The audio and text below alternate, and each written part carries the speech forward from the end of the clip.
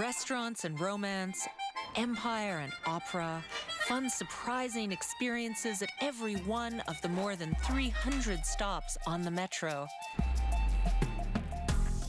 My name is Lisa. I'm a writer and tour guide.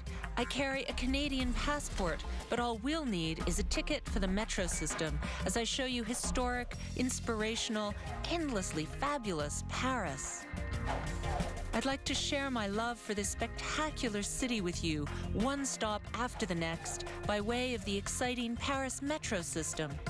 So grab your French phrasebook and put on your walking shoes. We're going to Paris. Next stop, Bir Hakeim. As soon as you think of Paris, you picture the Eiffel Tower. So for today's show, we'll be visiting the Iron Lady and much more, too. The area around the iconic symbol of France is packed with fascinating things to see and do. I'll take you along one of my favorite market streets, visit a peaceful house of worship, check out a charming traditional puppet show, along with amazing places to eat and some of the most beautiful buildings in all of Paris.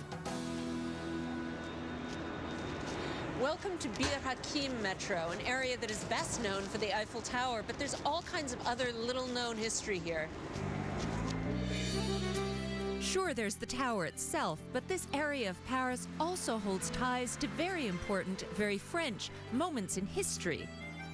Bir Hakeim Metro is named for the Turkish fort in Libya, where the Free French held off German and Italian forces for 16 days during World War II.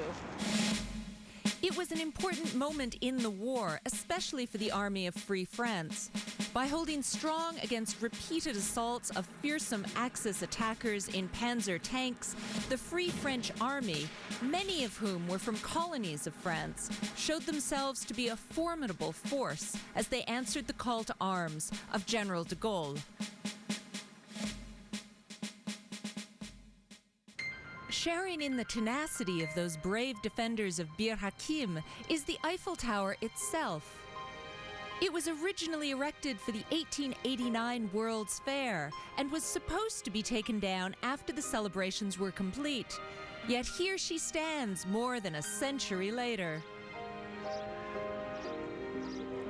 The iconic Eiffel Tower, symbol of Paris, symbol of France, was actually hated by the French when it was first put up in 1889. The French thought it was garish and ugly and called it the metal asparagus. They also joked that the only place that you were spared the sight of this incongruity in their city was in the restaurant in the Eiffel Tower, where at least you didn't have to look out at the view that was marred by this strange construction. Now, of course, everybody has to visit the Eiffel Tower. Some objected to what would be the world's tallest structure on the grounds that they thought the project would not be feasible. While others, including the renowned architect of the Paris Opera, Charles Garnier, held more artistic objections. They compared the huge tower to a hideous smokestack with proportions that would crush the existing works of architectural beauty in the city by its sheer scale and visual bulk.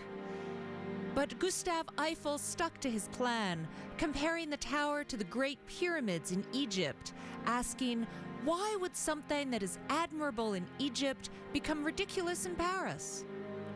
The tower was ready in time for the exhibition and immediately became a hit with the public, who flocked in great numbers to see the marvel for themselves.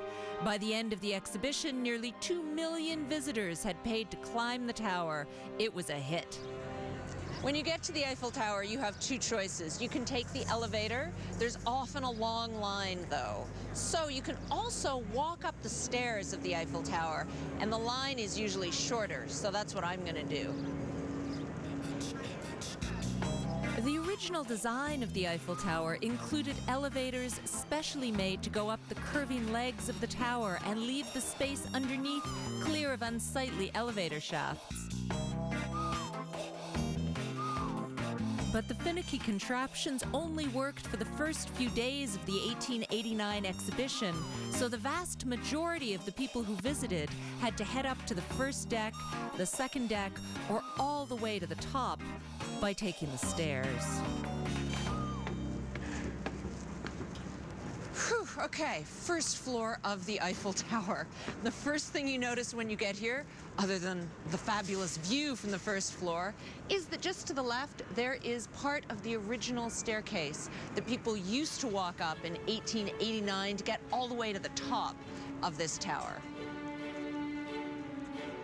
I can't imagine walking up the narrow staircase like this all the way up to the top in the outfit you wore in the 1889 era. Lots of skirt and little boots and a corset. I would never have made it, even to the first floor. It's the first floor of the Eiffel Tower, but the walk up from ground level is over 300 steps. So if the climb doesn't take your breath away, it's a pretty safe bet that the view will.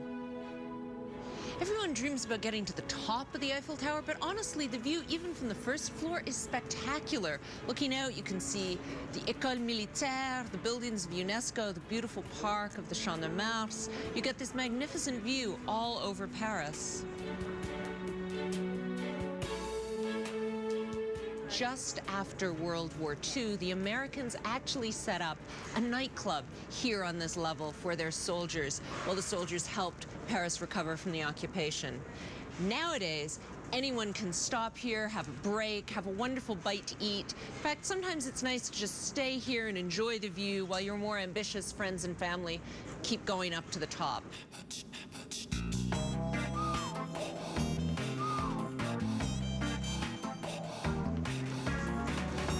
So here we go, second floor of the Eiffel Tower.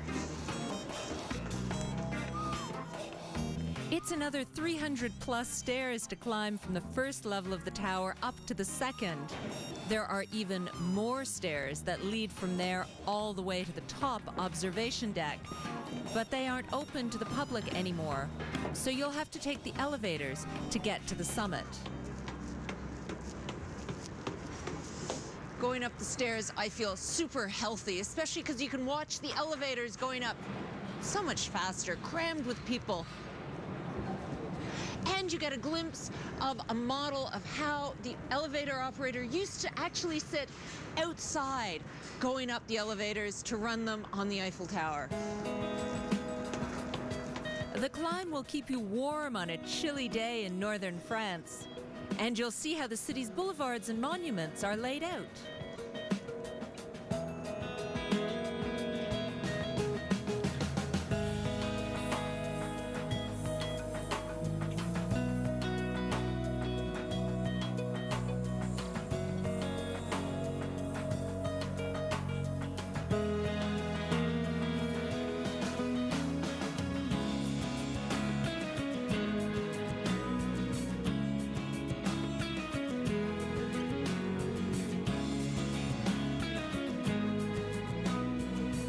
At the top of the Eiffel Tower, the deck on the second level has the most beautiful views of Paris you will find anywhere, short of floating over the city in a hot air balloon. Far from being lighter than air, however, the tower is built with 7,000 tons worth of steel in the form of 15,000 individual pieces, held together with 2.5 million rivets, and covered with a fresh coat of paint applied by hand with brushes every 7 years. Now, at this point, the tower's been repainted so many times, I wonder if it's mostly paint that's holding the whole thing up. The color changes also as you go up the tower. It's darker at the bottom and it becomes paler and more golden the higher up you go. Now, speaking of the higher up you go, this is where I have to make a small confession. I'm just the tiniest bit terrified of heights. And the view from up here on the second deck of the Eiffel Tower is gorgeous enough for me. I'll let the camera crew head up to the very top so you can get a look for yourself. A trip to the top of the tower is an experience to remember, but for some, like me, it's just a little too thrilling an experience for a visit to the City of Light. We'll visit some more down-to-earth beauties in Paris right after this.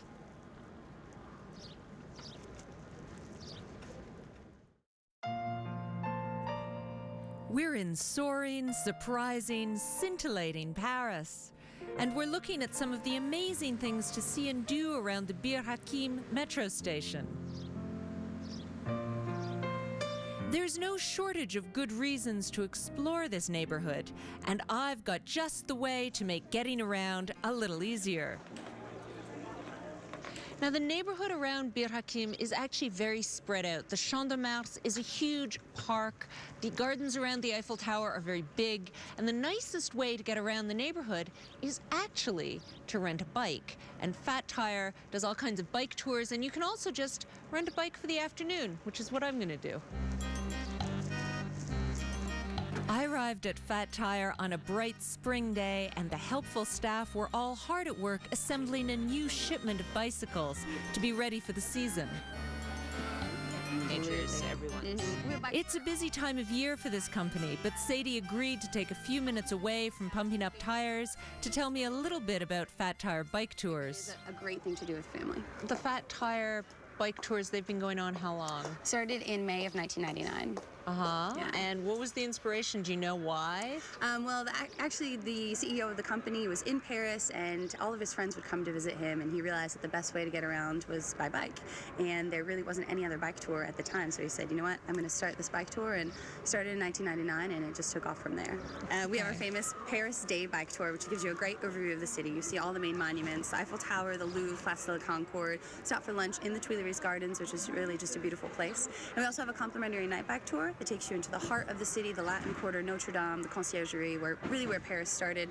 And those two tours together give people a great overview of the city. I love also the fact that you take bikes outside the city to Versailles, which, I mean, the gardens of Versailles, that's so beautiful. Absolutely beautiful. Versailles is our most popular tour without question. And we also do a tour to Monet's Gardens, which is in Giverny, just about an hour north of Paris.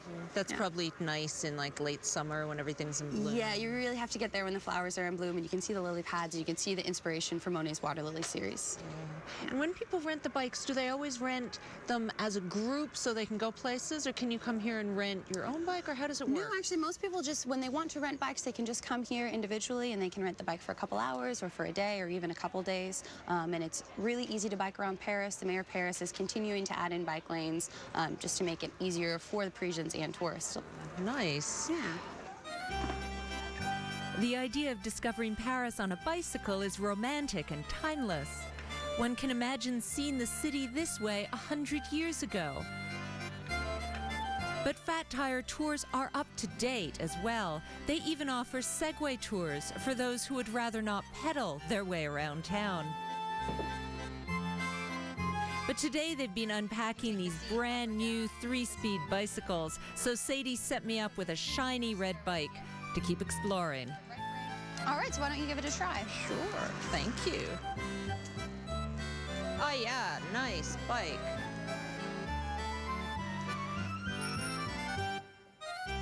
At only €4 an hour or €25 for a full 24-hour day, I can't think of a faster or more efficient way to get around this amazing city. When the weather is right, rolling along with the breeze in your face is a Parisian memory that you'll hold on to for a long, long time. Now that I've got my wheels, let's zip back over to the shadow of the Eiffel Tower and the gorgeous historic park that stretches out beyond the dizzying metal monument. This park is the Champ de Mars. I love cycling around the Champ de Mars, especially because this is where the cavalry used to practice. All those soldiers on horseback studying at the École Militaire behind me.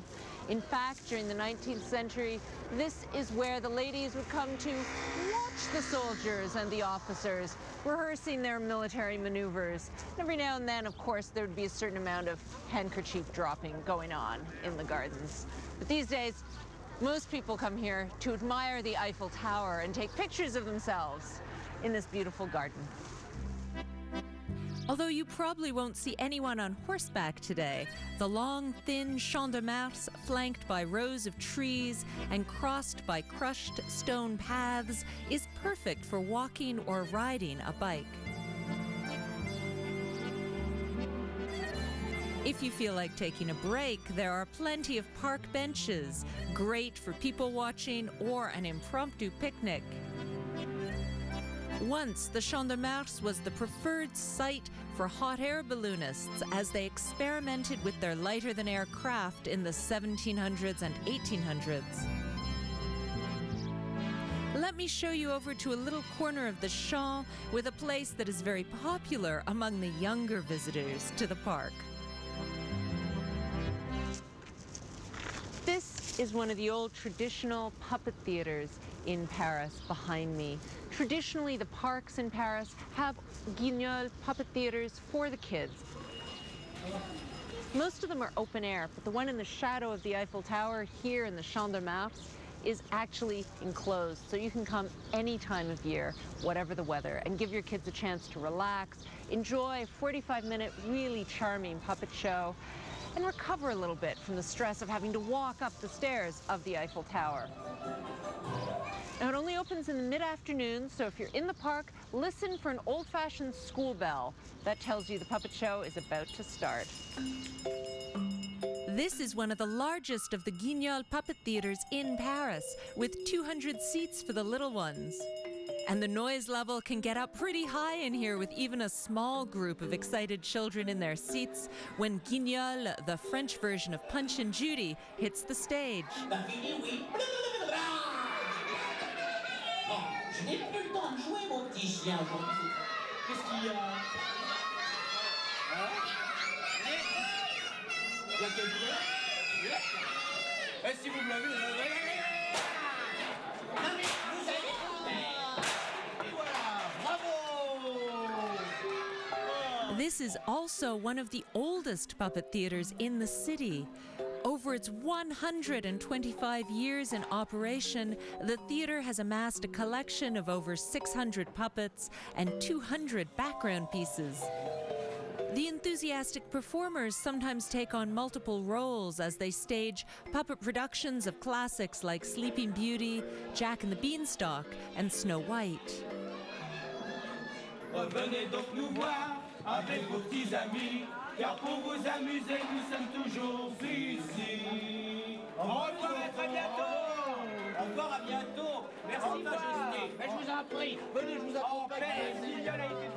This part of the performance is over, but I have lots more to explore around Bir Hakeim Metro as soon as we come back. We're in daring, creative, beautiful Paris. And we're checking out the amazing things you'll find when you get off the metro at Bir Hakeim station. Let's continue our exploration of the Champ de Mars as it stretches out away from the dizzying heights of the Eiffel Tower towards the École Militaire. With the military school at one end and the iconic Eiffel Tower at the other, the Champ de Mars is a powerful statement on the might and influence of the French state. But there is another installation here, one that inspires more peaceful thoughts. Here at the foot of the Champ de Mars, symbolically located in front of the main military school of France, is the Mur de la Paix, the Peace Wall, which was installed to celebrate the millennium in 2000 and was supposed to be temporary, but many people hope that it remains to remind visitors here of world peace. The Wall for Peace was designed by artist Clara Halter and architect Jean-Michel Wilmotte. Clara Halter is known for her other peace-themed installations in other cities, including the Peace Tower in St. Petersburg and the Gates of Peace in Hiroshima. Rather than a wall built to separate and exclude, this wall strives to bring all the people of the world together in the spirit of a simple but powerful message: peace.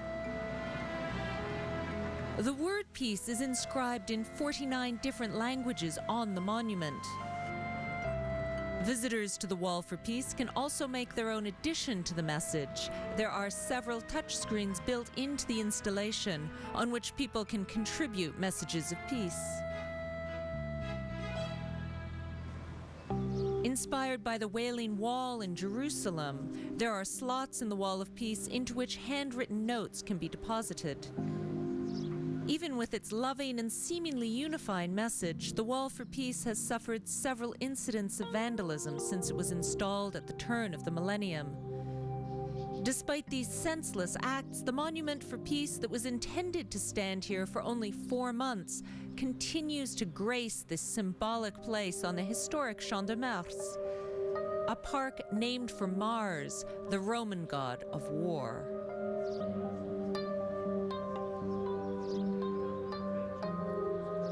While we're on the subject of peace and its opposite, war, let's continue on away from the Eiffel Tower to the far end of the Champ de Mars and the stunning building where France has trained its soldiers for centuries. This École Militaire was the brainchild of Madame Pompadour, the mistress of Louis XV, and she paid for the building by having Louis levy a tax on playing cards. This school is still the top military academy of France. Louis laid the first stone of the academic building in 1769, and training began 4 years later. A young cadet named Napoleon trained here and joined an artillery regiment upon graduating because he was too short for the cavalry. The original main building is adorned with beautifully rendered statues and decorative elements. Perhaps not surprisingly, most of them are a military theme.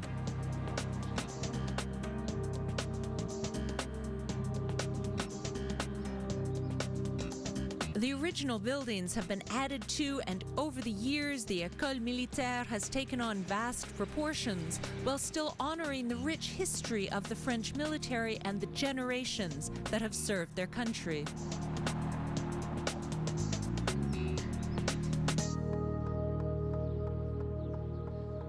While you're visiting the Champ de Mars, there is so much to see, but be sure to stop at this sculpture by Yvan Temard. It was put up in 1989 to commemorate the bicentennial of the French Revolution. And it's a really interesting sculpture because it references the temples of reason that were put up during the Revolution to sweep aside the Catholic Church and to commemorate the idea that people were rational beings. The Monument to the Rights of Man, as it's called, takes its inspiration largely from Egyptian temples, though it also includes several Masonic symbols, as well as some resemblance to ancient Jewish temples. There are bronze figures surrounding the main stone structure. Together, the elements of this work create a fascinating and varied work that continues to reveal interesting details the more time you spend here. Children in particular seem very drawn to the installation and enjoy running and playing around the base of the sculpture. Even canine Parisians seem to appreciate the complex and intricate piece. The other interesting thing to notice about this sculpture is that the artist included a lot of references to the idea of the printing press. He used some printing plates and references to the Declaration of the Rights of Man, how the word got out to the people about the French Revolution. And to bring it forward into the bicentennial year of 1989, he also included all kinds of events from 1989 in these headlines of newspapers and a little newspaper hat on the boy here. So in his hat, there's references to the Berlin Wall coming down in 1989, to Tiananmen Square, all kinds of political and historically important events from the year. Don't be shy to get really up close and personal with this work of art when you come to visit. The Monument to the Rights of Man contains surprises hidden deep within its central structure. If you get your eye right up to the triangle-shaped holes in the face of the piece and peer inside, you'll find small bronze reliefs visible only through these small portals on the outside.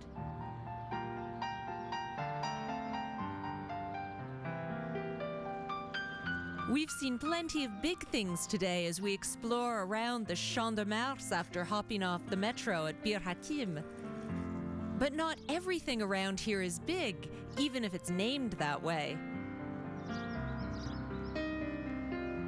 Follow me just a little way off the Champ, and I'll show you a sweet, small corner of Paris named Le Gros Caillou, which means the big pebble. The nice thing about the neighborhood of the Gros Caillou is how calm it is. The little streets alongside the Champ de Mars have very few tourists, and it's a real local neighborhood. Very charming. This largely residential part of the 7th arrondissement is named after a large rock, now removed, which was once used as a landmark to separate lands owned by two 17th century abbeys. In the 19th century, there was an enormous tobacco factory here, which employed more than 1,000 workers while belching out thick smoke that blanketed the neighborhood. But today, the air is far fresher, and it's a pleasure to explore the charming, narrow streets of this little piece of old Paris. You'll find a few great places to eat around here, including Au Gros Caillou, which serves a delicious onion soup and steak with fried potatoes.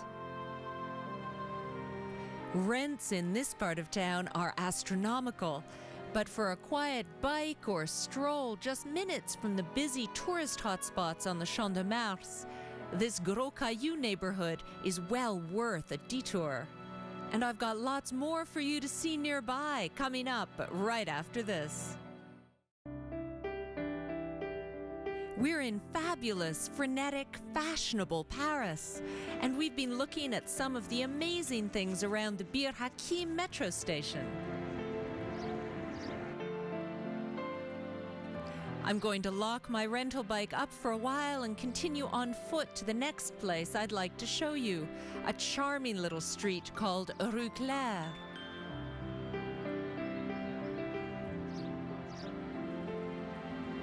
Here at the top of Rue Claire is Saint-Pierre du Gros Caillou. St. Peter is always associated with a rock, so it's appropriate that the church is named for the Gros Caillou of the neighborhood. The steps are actually also a nice place to sit and enjoy a sandwich or just take in the sun in nice weather.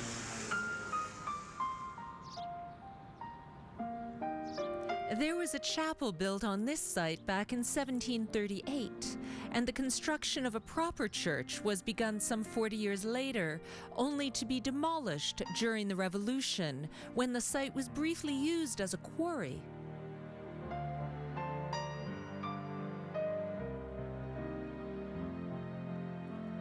The present church was built at the beginning of the 1800s and was consecrated on May 1st, 1830.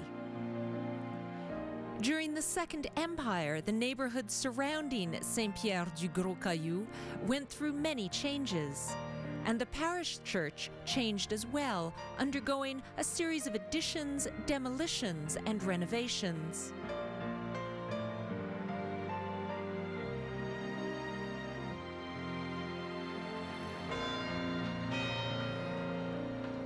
More recently, the bell tower was rebuilt and fitted with 4 new bells, 2 of which were forged in Algeria. An original church bell was saved and is on display inside St. Pierre's. The church holds services 5 times on Sunday and is open to visitors weekdays from 8:30 in the morning until 7 p.m.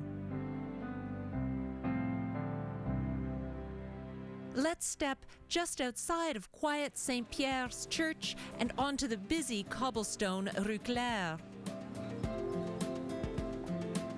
Don't get too distracted by the wonderful shops and cafes, because this largely pedestrian street also allows vehicle traffic, so stay alert as you stroll.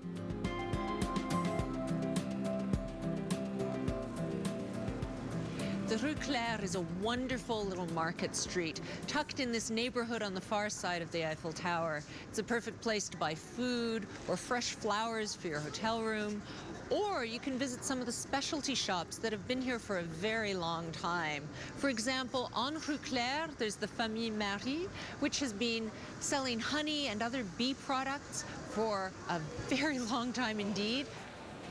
Or facing it on Rue Claire, there's the wonderful Davoli, which is an Italian deli that's been here on this market street for generations. Let's go in and check it out. I've brought you to see Tivoli at a quiet pause in the day because during the lunch rush, it's an absolute zoo in here, as lucky locals and visitors in the know clamor for the amazing variety of fresh and delicious food, all with a distinctly Italian flair that you'll find only in this deli.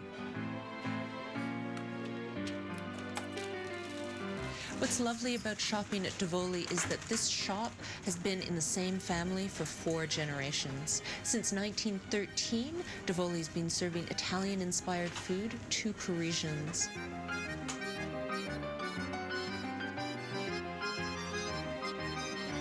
It's especially wonderful for visitors to come here and get food for picnics and ready-prepared meals. Their cold salads and quiches are fabulous. But you can also get presents here to take home with you. For example, Tivoli imports its own organic olive oil from Sicily, and it sells bottles here, along with all kinds of other antipastas and treats. Tivoli also has its own brand of sauces and marinated vegetables you can take away in jars, along with an absolute cornucopia of colorful and delicious items that change with the seasons and holidays, so you just have to keep coming back. My favorite thing about Tivoli is their wonderful cheese selection, because I love Italian cheeses, especially because here they have them according to season. In the spring, there's the fabulous burrata, which is a soft mozzarella that you actually cut open and eat with a spoon. Along with Italian specialties like panettone and prosciutto, you can even pick up a bottle of wine with your picnic items at Tivoli and complete the experience. All you'll need is a quiet spot somewhere and a blanket. But quiet spots are a little hard to come by in this area around Bir Hakeim Metro, with all its popular tourist attractions and bustling neighborhood streets. Fortunately, I know a place that's just a little out of the way, that's perfect for a moment of peace and quiet and a picnic lunch. From the Bir Hakeim metro station, cross the roundabout and follow the bicycle trail that goes under the elevated metro line across the river. Once you're about halfway across, keep an eye out for the signs to the Allée des Cygnes. The Allée des Cygnes, or Swan Alley, used to be popular with fishermen. In fact, writer Ernest Hemingway describes fishing off this island in the 1920s. The island is an artificial one formed in the 1820s to shelter the nearby Seine port of Grenelle. It's a mere 850 meters long and 11 meters wide, and the walkway named Allée des Cygnes runs its length. Lined with trees and surrounded by water, the tiny, narrow island is an oasis in the middle of busy Paris, even if the swans that gave the island its name are no longer here. When you visit the Allée des Cygnes, be sure to venture out to both ends of the man-made island. On the eastern tip, you'll find the gorgeous work of sculpture entitled La France Renaissante, or France Reborn.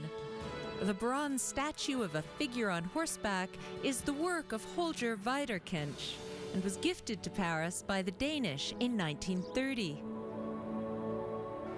At the other end of Ile des Cygnes, you'll find something you may not have expected to see in Paris. A 22-meter or 1/4 scale version of the Statue of Liberty by Frederick Bartholdi.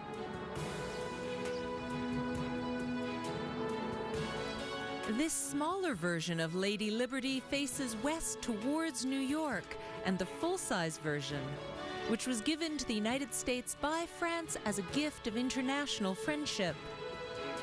The New York statue was dedicated in 1886, while this smaller one in Paris was inaugurated in 1889.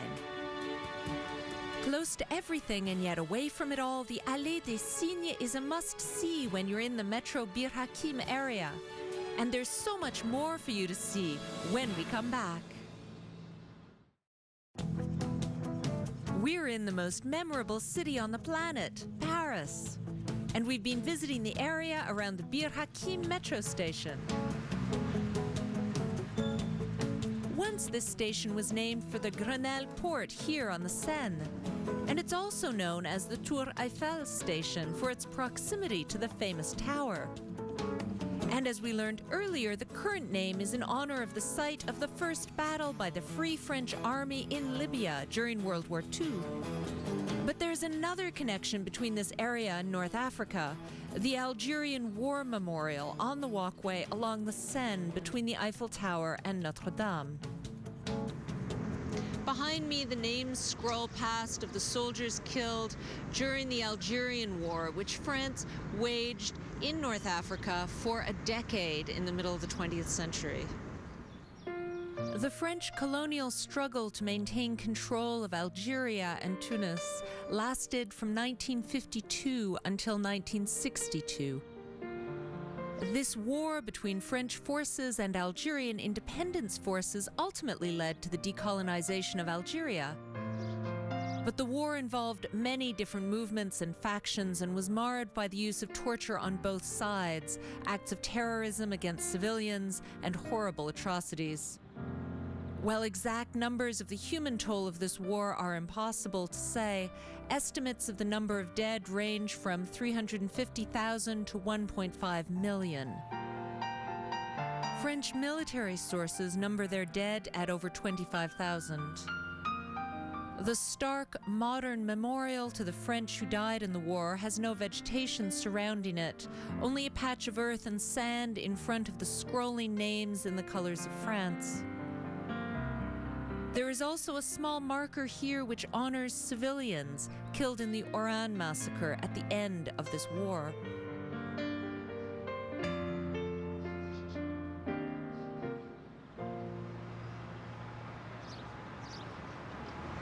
Just downriver from the Eiffel Tower, there's a memorial to a particularly grim episode during the Nazi extermination of Jews, which occurred during the occupation. This is the Veldiv Memorial.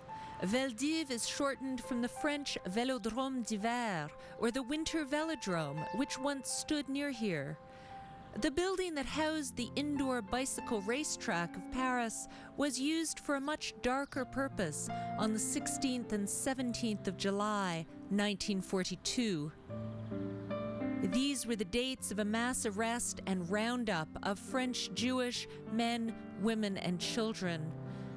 Over 10,000 people were arrested by the French police and held temporarily in the Velodrome before being sent to Nazi death camps.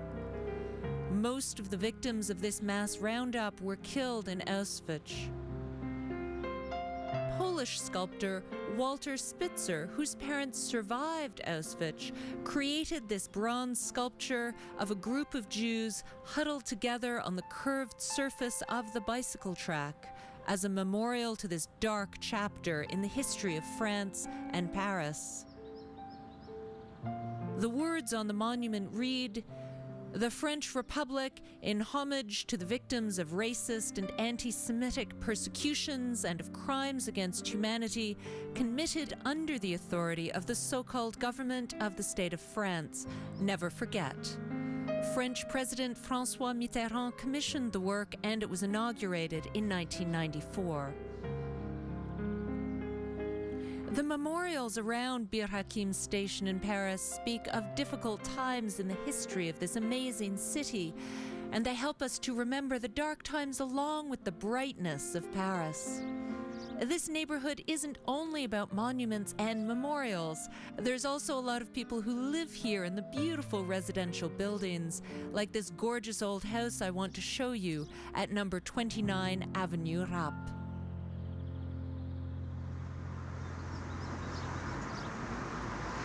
This is the most gorgeous building on Avenue Rapp.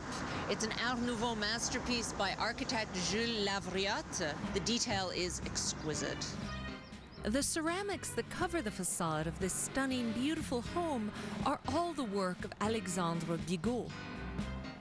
Bigot was originally a chemistry and science teacher. He developed a great love of ceramics after being exposed to Chinese porcelain on display in Paris for the 1889 World Exhibition. His background in chemistry helped him create amazing glazes with an astonishing array of colors and finishes. Architect Jules Lavriotte incorporated a great deal of Bigot's ceramics into the lavish number 29 Avenue Rapp. The building won the prestigious Concours des Façades, or facade contest, held by the city of Paris in 1901. One aspect of this building that's nice is the detail above the door. There's actually a beautiful woman in a fox fur collar, very chic Belle Epoque outfit. And this is actually a portrait of the architect's wife. It's Mrs. Lavriotte. For fans of over-the-top Art Nouveau buildings, this is a great block to visit, because just around the corner is a small dead-end street called Square Rapp. This same architect, Jules Lavriotte, created this building in 1899, and he actually lived in an upper apartment here while dreaming up his next Art Nouveau masterpiece. Let's carry on south on Avenue Rapp and take a left on Saint-Dominique, where I'd like to show you a bit of old plumbing right after this.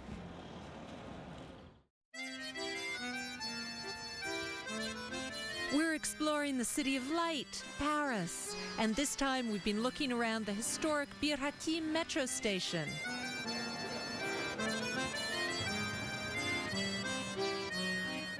After a busy day taking in some of the most iconic sights in this amazing city, I've saved a feast or two for last. This is the Fontaine de Mars here on Saint-Dominique. It's been here a very long time to offer fresh water to people who live here. Now, of course, it's mostly scenic, lovely place for dinner.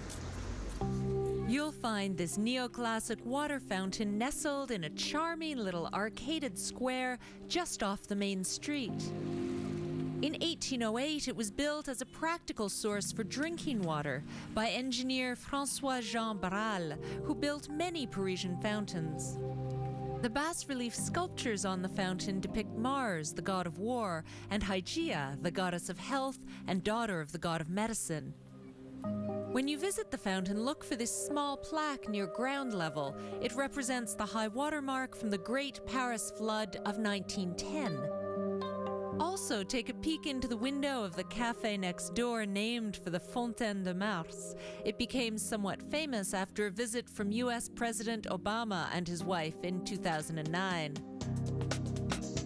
We probably won't be bumping into the Obamas tonight, but I've made an early dinner reservation just on the other side of the fountain at my favorite, Les Fables de la Fontaine, a fabulous top-notch French seafood restaurant. To start off, I've been brought bread, 2 different kinds, buckwheat, which is very appropriate because buckwheat grows near the sea in France, and this is a seafood restaurant. And with the bread, I've got butter with seaweed mixed into it, so it's all very thematic here. If you think that seaweed butter is a fancy touch, just wait until you get a look at the appetizer. Wow.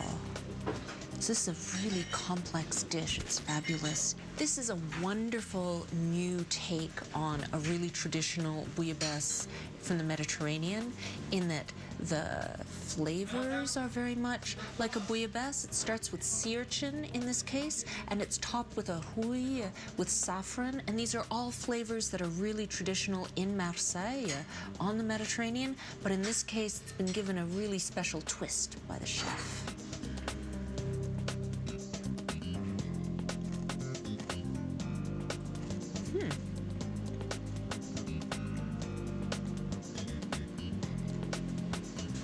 That's delicious.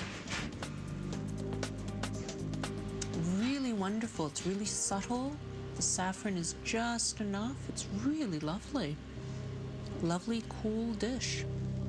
For my main course, I've asked for the crispy langoustine rolls, served with lettuce hearts and Caesar dressing with some gorgeous dipping sauces. It's fabulous. I'm gonna try the citrus first.